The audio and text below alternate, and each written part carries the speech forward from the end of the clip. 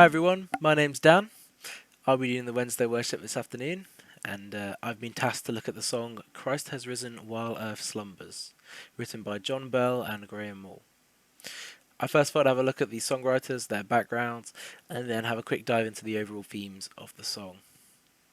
So firstly, John, he was born in 1949 in Scotland and intended to be a music teacher, but then after feeling the call to ministry, he went away to study that.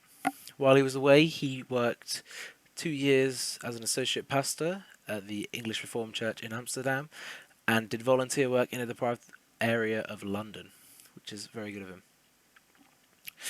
After graduating, he worked as a youth pastor for 5 years, serving a region of around 500 churches in the Church of Scotland, which is quite a lot if you think about it, as our superintendent these days has 3 or 4 to look after primarily, and then a few more on the side. But yeah, him and his colleague Graham, they both worked tirelessly on songs, and they began to broaden youth ministry and focused a lot on reforming the worship in church, well, renewal of the worship in church, which I think is great.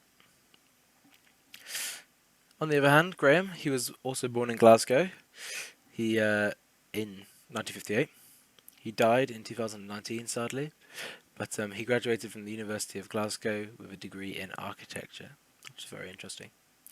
He also worked as a youth leader for 7 years in paid and voluntary jobs, which is very good.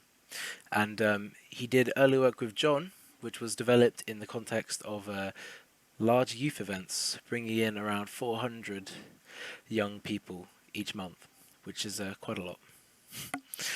He was also awarded a PhD in 2011 for a thesis on Caesaludus, I think that's how it's pronounced, but I can't be sure, which means sacred game, and is a study on ritual as it pertains to performance art and liturgy, which really ties in with him writing songs, I think.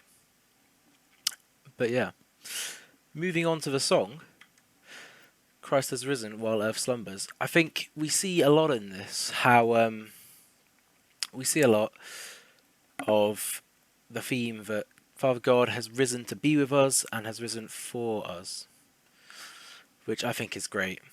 We see tons of verses, well, tons of words in the verses, such as Christ has risen while earth slumbers, as he said and as he promised. Christ has risen for the people whom he loved and died to save. Christ has risen for the women, bringing flowers to Grace's grave. Christ has risen for the disciples, huddled in an upstairs room. Christ has risen to companion former friends who fear the night, sensing loss and limitation. There's so much in this song, and how Christ is there for us, and I think this is really a holder of hope. Christ has risen where hope died. I think this really shows an overall theme, again, of how Christ can be with us as we go through our journey. He goes before us, with us, and after us. I know for me that's a great comfort as I'm doing exams and I've got lots of work, and just knowing that Father God is with me is so great. It really shows how God is loving even when that would not appear to be the current experience. I see that a lot in this song. For example, former friends who fear the night, sensing loss and limitation, fear of the darkness. I'm sure John and Graham, having worked with so many young people, came across lots who had a huge fright of that, and it must really have brought peace to their hearts knowing that Father God is with them. But yeah, I think John and Graham's hymn affirm the belief of heart and mind that however dark and complicated things can be transformed towards the wholeness of life in which Jesus came to bring. We see that in this song where Christ has risen forever, lives to challenge and to change, all whose lives are messed and mangled. That line I think is very potent in the song. All whose lives are messed and mangled, as it really gives the sense of people who may have lost their way in the dark or with the wrong things, following the devil perhaps, who maybe have been led astray, yet Father God came and he's there to help recapture faith with us. It also uses the line, former friends who feared the night since lost temptation, whose faith had once burned bright. For those who may have lost their path following the Lord, missed out on his footsteps, you know what I'm saying? It really affirms how how the hope of transformation that Jesus' resurrection brings. As John and Graham put it, while Earth was asleep and not trying to do anything, God was carrying out revolution in our midst. It reminds me that God is alive and active, revolutionizing the world through love. Sometimes in ways that we might be completely ignorant of.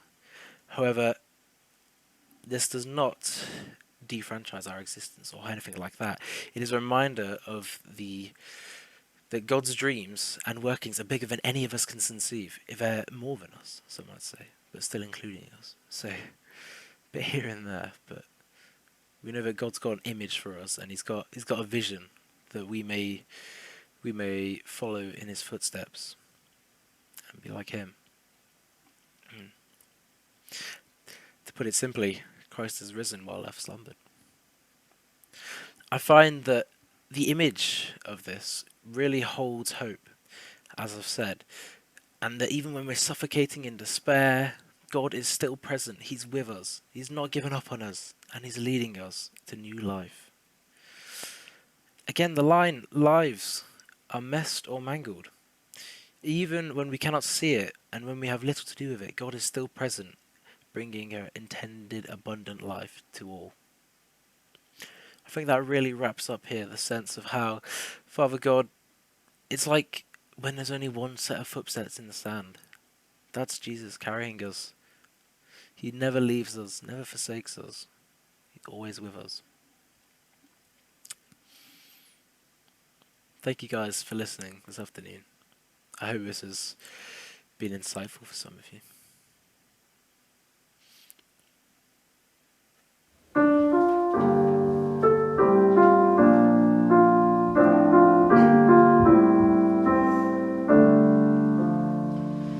Christ has risen, all of slumbers.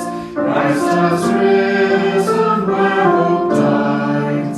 As He said and as He promised, as we doubted and denied, let the moon embrace the blessing, let the sun sustain the cheer, let the world confirm the rumor, Christ is risen, God is here.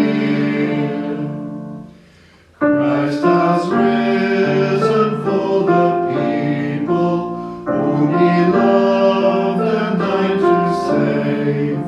Christ has risen for the women, bringing flowers to grace His grave.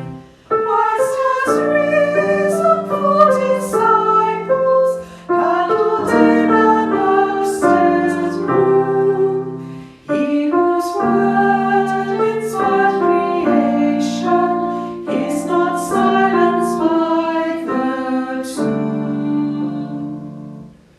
Christ has risen to companion, former friends who fear the night, sensing loss and limitation, where their faith had once burned bright.